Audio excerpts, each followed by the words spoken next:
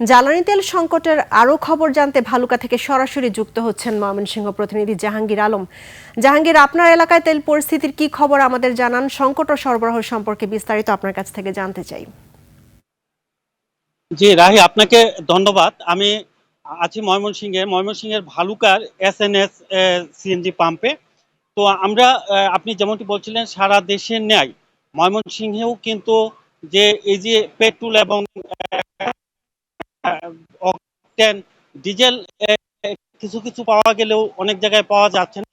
আমি যে পাম্পটিতে আছি, আমি যদি একটু দেখানোর চেষ্টা করি, গত 2 তারিখে এই পাম্পে সর্বশেষ অক্সিজেন দেওয়া হয়েছিল। 2 তারিখের পর থেকে আজকে 5 তারিখ, আজকে পর্যন্ত কিন্তু কোথাও এখানে ভালুকার অধিকাংশ পাম্পগুলোতে এই তেল দেওয়া হচ্ছে না। যেমনটা আমার পাশে কিন্তু বন্ধ রয়েছে, আমি আপনাদেরকে দেখানোর চেষ্টা করছি।